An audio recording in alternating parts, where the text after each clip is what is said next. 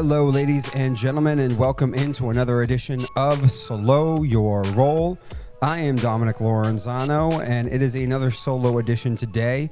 We'll have Jesse or a guest back on for the next episode after this, but some quick topics to go through. The Stefon Diggs continues to be a whirlwind circus of a story. Part of it because he's just so nowhere to be found that he can't really address it, and obviously not being at OTAs, and now dating a famous person. So, we'll talk about Chaim Bloom and the Red Sox. Some more thoughts on that after discussed that with Jesse, who, defended Bloom a little bit. Not that he was ever a Chaim Bloom fan, but the Sox continue to underachieve this year, and I will talk more about that. Interesting with the Vikings and the Bears both in that same division. You would think the Packers and the Lions, we should know what they are. It's going to be down to those two with who's going to have the disappointing season and who's going to finally live up to expectations. So that will be the bulk of the conversation today. But with that, I will get right into it on the Red Sox. Now, I talked about this when Bloom was fired, or at least before he was fired, that it was ridiculous of John Henry and them to think that just because you brought Bloom from Tampa, you could recreate what the Rays did. You're not bringing the coaching staffs. You're not bringing the scouts and all that kind of stuff. You're bringing one guy from that operation, and then you think that that's going to mean that you can do what the Rays do. That was more a John Henry failure than anything else. But with that, I'm going to talk even about why what Bloom's philosophy hasn't really worked in baseball, especially over the last couple of years. And I'll give you the examples of just how this doesn't work in baseball the way that Bloom and the Sox wanted it to. So basically, it seemed as if Bloom wanted to build up the farm system, then keep the bulk, just hoard the prospects, and he could do the majority of his winning in the future off his own homegrown prospect talent. And I am not saying that having a good farm system is not paramount in baseball, because it absolutely is. But you need to be more willing to move things around, move off guys, because this is not football. This is not the draft. Even if you think a guy is really good, even if he's been good his entire time into the minors and he's a high-level prospect, you still have no idea if it's going to pan out or not. Baseball is unlike anything else. Until the guy has produced for a couple of years, nobody knows. It's all like betting on numbers at the roulette table. And so the last couple of teams, it seems like to me, who have tried to do this way have been the White Sox, the Reds, the Jays, and the Mariners. The Reds, self-explanatory. They've never even reached the heights of the other two teams. Matt McClain has fallen off. Christian Encarnacion Strand, not in the bigs. Spencer Steer completely fallen off. Hunter Green and Lodelo have lived up to expectation, but none of the real position players have, and they are once again still, they're not awful this year, but I don't think anyone thinks that they're going to rival the Cubs at this point for the division, and I don't think they have a lot of hope anymore for the future, at least the immediate future, the next 2-3 seasons, unless they go out and actually spend money, which is what this is about. The Jays, at least, you could say, did the most amount and were most willing to go out and spend and at least bring stuff in. They had brought in Gossman. They did bring in Jose Barrios during this span, but they were banking on a core of Bo Bichette, Vladimir Guerrero, and Kevin Vigio. And then Alek Manoah came onto the scene. They're like, all right, we're going to be set to win for a long time. Flash forward to now, Bo has been pretty good, but a pretty bad season last year, and I would say a little underwhelming from what the hype was. Vladdy has been just about everything you ever could imagine, and Kevin Vigio was a complete bust, and I think is no longer even in baseball, and Alek Manoah completely disappeared after his one good season as a rookie. The White Sox, they won a division 1 year, then immediately, and this one even surprised me. I thought they had a little bit longer of a winning span over this time, but really I looked back and looked, they really only had the 1 year where they won the division, and then immediately were 81-81, and then everything completely fell off. They banked on, we'll have Eloy Jimenez, Yoan Moncada, Luis Roberts, Dylan Cease, Lucas Giolito, Andrew Vaughn the year after. They thought they were going to have a base to win with for a long time, and they never aggressively added much. And Moncada didn't work out. Eloy and Roberts have completely not worked out. I don't even know if Eloy's still in baseball. Giolito eventually got hurt. Now he's no longer with the team. Eventually they had to move off Dylan Cease, even though he did pan out. But again, this doesn't work the way you think it's going to work. The Mariners actually are another one I was going to say.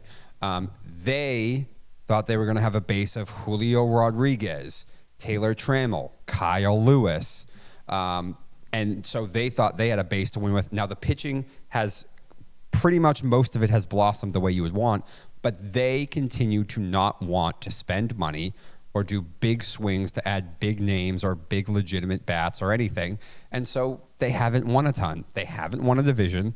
By the way, the Jays, even though they had 2 or 3 years of this success, never won a division, never went far in the playoffs. Baltimore, also, you could put in this category a little bit. They've completely fallen off this year. The pitching has all gotten banged up. Adley Rutschman and Gunnar Henderson have panned out, although Gunnar is having a bad year this year. But no one else really has to the same degree that they could have thought outside of those two.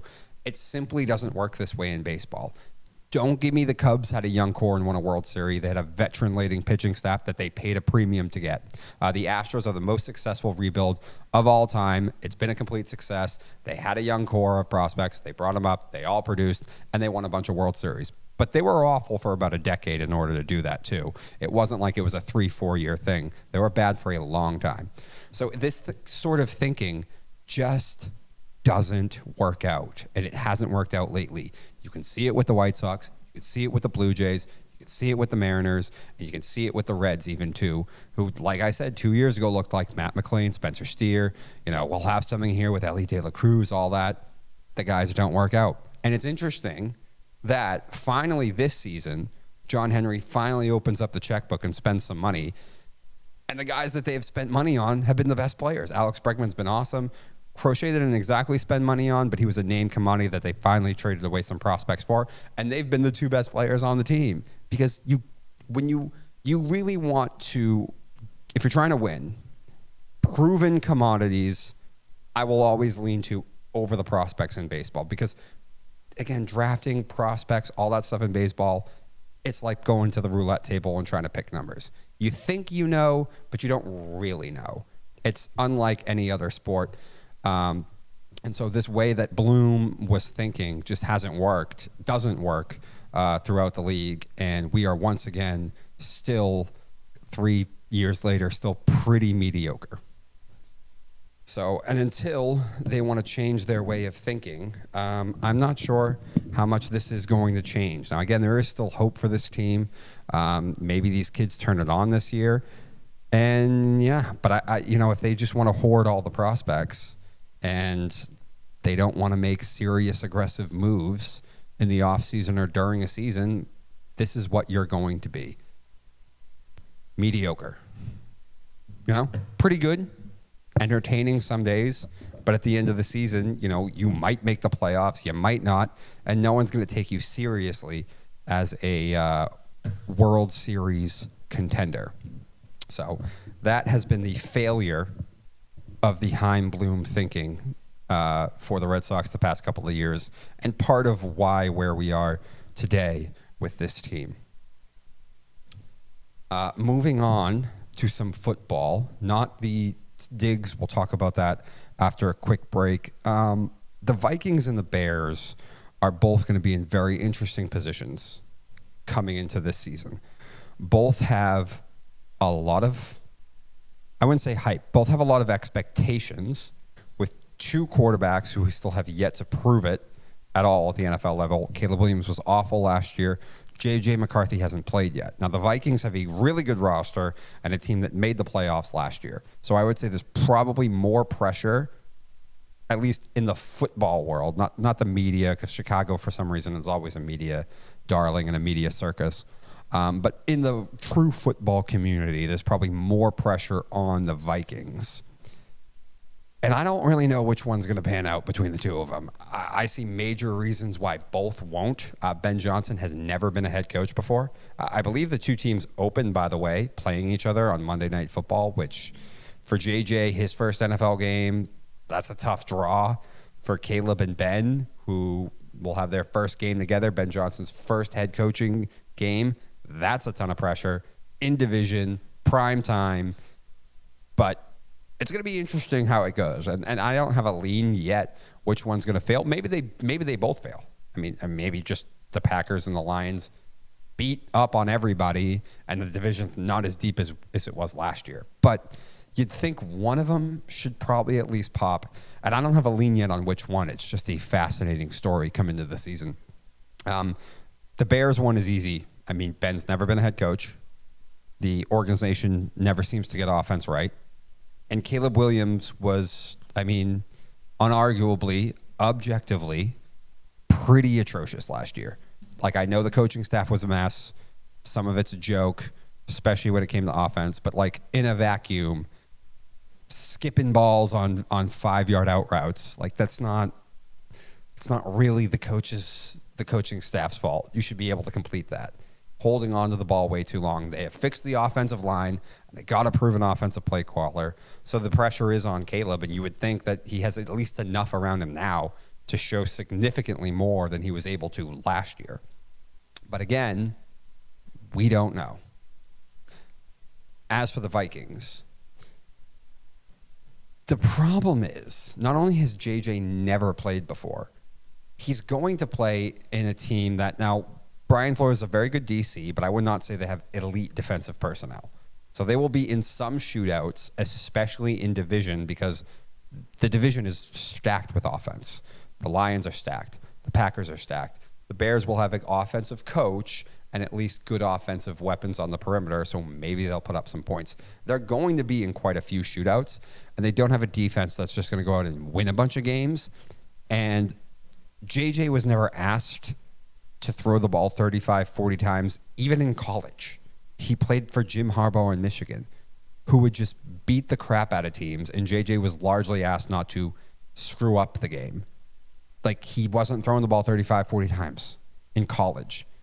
Now, in his first season starting in the NFL, he's going to be asked to do that a lot, multiple times. And he didn't have to play like that even in college. So I have serious reservations about how good are the Vikings going to be and how good is this going to be. I mean, they once played a game, not against Maryland, not against some bottom 5 team in their division, not some, Panera Bread University, some crap that they just threw on the schedule, against Penn State, one of the 3 best teams in their conference, and didn't throw the ball a single time in the second half.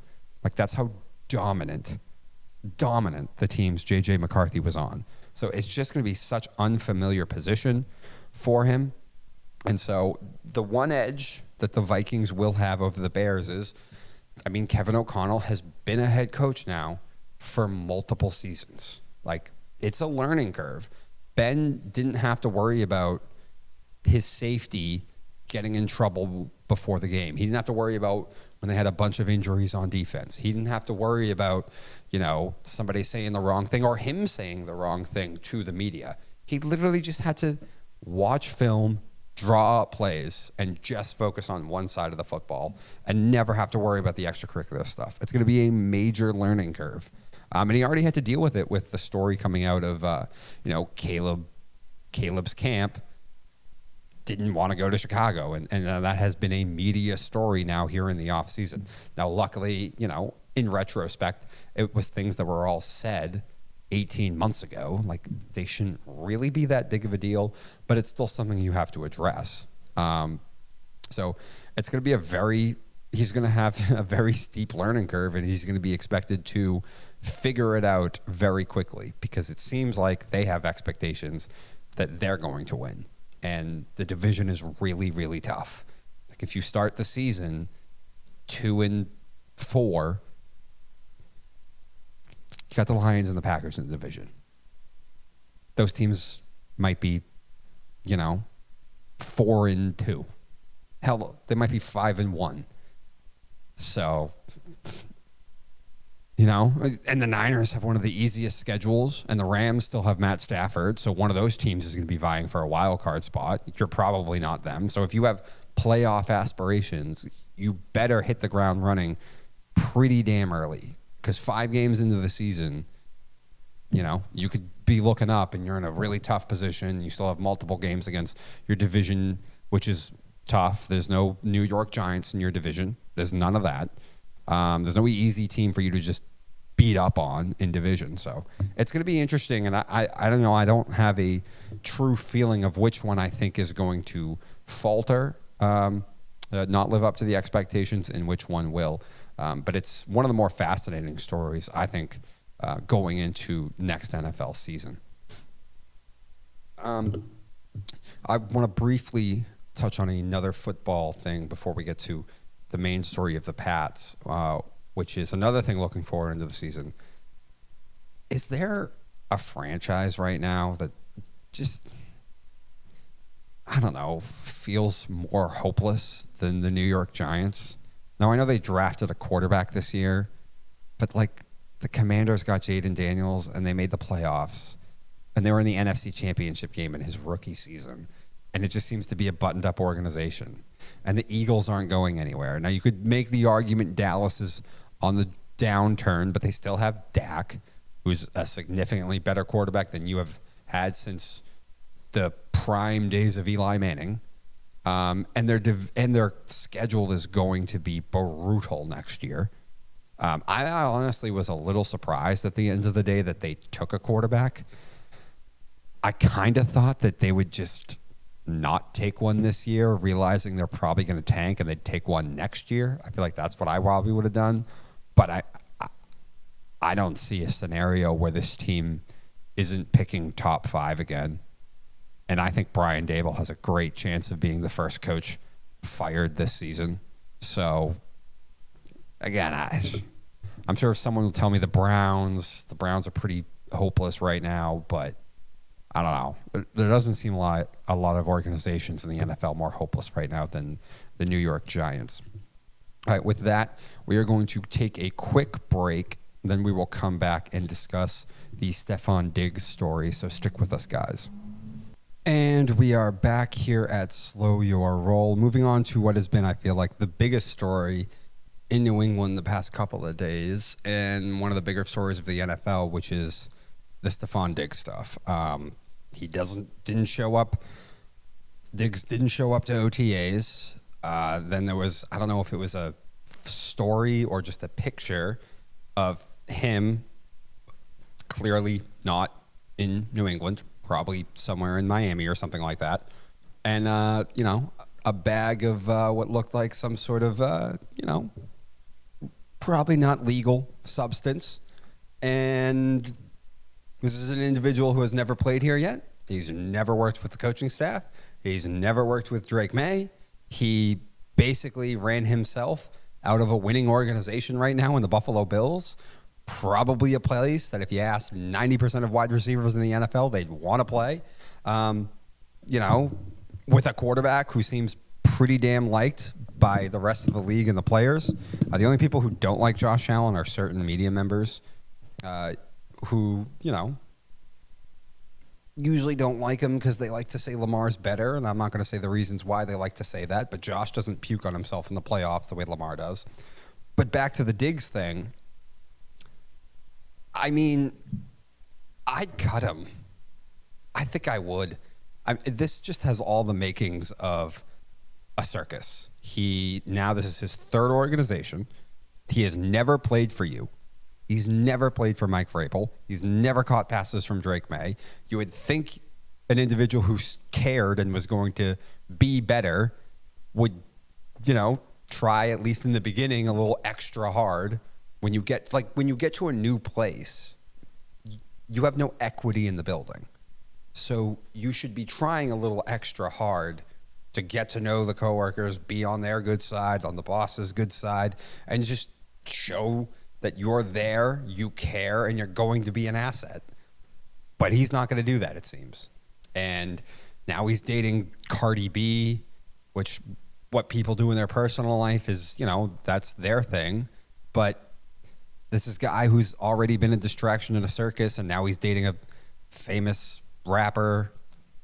It has all the makings of an off the rails media circus that these diva wide receivers usually end up having eventually, especially when they move to their third team. Like, I would think that this is a situation I wouldn't want to deal with for a player coming off a major injury. Zolak said it. He couldn't confirm if this is true or not, but it would make sense in the contract. If he hasn't passed his last medical, if the Pats cut him before that last medical, they might not really owe him any of the contract, or at least barely any of it. So you would think if they don't want to deal with this, the next few weeks would be the time that you would hear that they have cut him. And if you could cut him now and not be on the hook for the contract, or at least be off the hook for the lion's share of the contract, I would probably do it now, because he's been a distraction in Buffalo. He's been in the league now for a while. He's coming off a major injury. I know you've been looking for a number one wide receiver, but he doesn't seem like he would be worth the distraction. And it seems like the distractions are getting worse and worse. Again, he has not played a single down for you. And we're already here talking about this. Famous new girlfriend, probably an illegal substance in a photo, and not showing up to OTAs for your new team, new quarterback, new everything. So if I was the Pats, if it meant I didn't have to pay him most of this contract, I'd cut bait now. But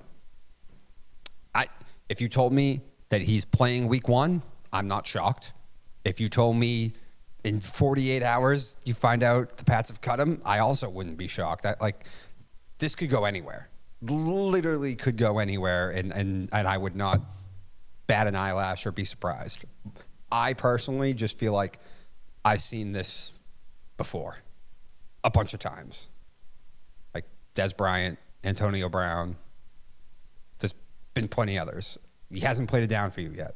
Just got here, and he's already a massive distraction and not there in camp. So I'd cut bait, but we'll see. Interesting challenge right away for Mike Vrabel and this new Patriots staff that they have to handle right away before the season even starts. So there is that. The next thing, another football thing, quickly I want to pick on this. The first reps, Shedeur Sanders seemed like he didn't get as many as everybody else, and yet he played maybe the best and most efficient. But I think it's pretty clear the coaching staff didn't want Shedeur. The coaching staff doesn't like him. I think they overdrafted Dylan Gabriel because they knew the owner wanted Shedeur, and they wanted to try and shut the owner up. And unfortunately for them, he fell even further than they ever could have imagined. So then Haslam told them they have to pick him. But, maybe Shedeur will never be good enough anyway, but this is tough. When you have a quarterback that has aspirations, and everybody, media particularly, aspirations that he should be a starting quarterback in the NFL, and you have a coaching staff that didn't want to pick him and doesn't like the fit or the pick, it's not usually a recipe for success. Belichick with Mac Jones. I don't think, it came out that Bill didn't really want Mac after the first rookie season with Josh. Didn't work out. Now, I think most of that was Mac, but, Jeff Fisher at times didn't seem all that into Jared Goff. Matt Nagy wasn't very into Justin Fields. And now these guys probably all wouldn't have worked out anyway. Goff did with the right coach who actually bought in and was into it. But that's tough. Cleveland's already bad enough. And then you throw in the fact that the coaching staff doesn't want you. It's an uphill. It's going to be an uphill battle for a long time for Shedeur. But again, I think we have tangible evidence of past experiences in the NFL. If the organization's bad and the coaching staff didn't want the quarterback, it's probably not going to work out for him. And again, we have seen some nice reclamations. Sam Darnold has fixed his career, going somewhere else. Geno Smith has had himself a nice career now after his failure with New York. So there's second life for these guys now.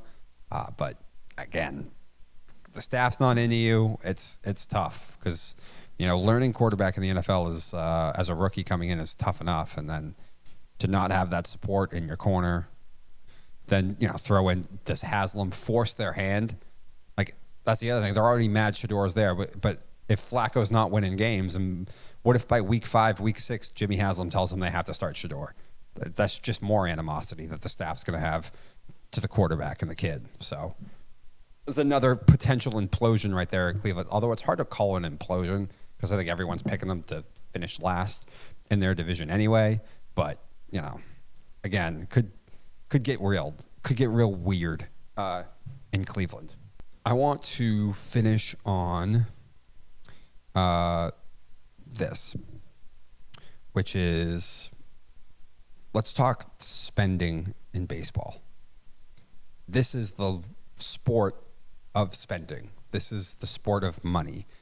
NFL, there's a salary limit. The NBA has a salary cap. Baseball doesn't. And so, again, you can spend your money pretty inefficiently too, and that means, but like, if you go out and spend a ton of money, it's hard to be so bad that you're not going to be in the playoffs or like a disaster at the bottom of your division. We laughed at the Mets for a couple of years there. They spent a bunch of money on a bunch of old people, but they weren't losing 100 games either. I don't know what's going on in baseball that it seems like even big markets, some not big, but mid-range markets, the owners just seem to not want to spend any money. This is why the National League right now is way better than the American League, because the National League, I forget the actual figures. I saw it about a week or two ago, but they have spent millions, tens of millions on average. The National League has spent more than the American League organizations. And I don't know what's up with that. Houston should be able to spend money. They've backed off on the spending. Now, I think part of that is they've been so good for so long that they're probably just like, we need to build some sort of farm system up, and we think we're still going to be competitive. Clearly they are. And I have them still winning the division this year, so clearly I know they're competitive. But at least the Houston one's explainable. The White Sox fell completely off, so they're going through another rebuild. It'll be interesting with the season the Tigers are having now, and a bunch of it on the cheap. They might get real aggressive on the trade block and bring in someone who's expensive, and then in the offseason go and spend some money. But with the Red Sox falling off from the way John wants to run it, the Jays having the season that they had last year has made it so they don't want to spend the money. And that's why we're in this situation. The National League is just way better. And, the Yankees have a very nice record. And it's funny that the minute they go play the Dodgers, though, for a series, Max Fried, who is a good pitcher, one of the best in baseball last year in the National League, but he wasn't this. The minute he faces the Dodgers, who I know are elite, but it's just funny. You play a National League team, you face an elite lineup in the Dodgers, and he gets smacked around a little bit. The Yankees lose 2 of 3, and that's what it is. So when we're thinking about the playoffs next year, or bets, not next year, with playoffs this year, or we're thinking about futures, who could win the World Series, this American League stuff, you got to put it into perspective. Like, the Yankees might just be beaten up on a bunch of average. Because the minute listen, Arizona beat them 2 or 3 at the beginning of the year, and Arizona hasn't even been that good. The Dodgers just whooped them 2 of 3, beat them up in the second game. It could be a lot of fool's gold in the American League. And this is coming from someone who's a big Tiger supporter. But, like, if the Tigers make the World Series, I'm not picking them with whoever comes out of the National League. I'm just not. Because, you got the Braves, you got the Phillies, you got the Dodgers. The Giants have fallen off a bit. They still have a good record. The Padres have talent. I don't think they have depth. They have talent. And, Arizona's under 500, but I think if you put Arizona in almost any division in the American League, they're probably in second place and pushing whoever's at the top of the division to maybe take it, too. the gap between these two leagues right now is pretty wide. And it's astonishing to see how quickly this happened over the last 2 years. And the main part of it is spending. For whatever reason, the teams right now in the National League are just willing to spend money, and the American League teams have not been. So again, keep that in mind when we're thinking about the playoffs this year and World Series matchups and interleague matchups and all that kind of stuff. There is a major gap right now between the two leagues. All right, that has been it for Slo Ur Roll. We will be back next episode with either our normal lineup or could be me and Brian Salem or whatever, but it'll be back to two people. So with that, have a great rest of your week, ladies and gentlemen.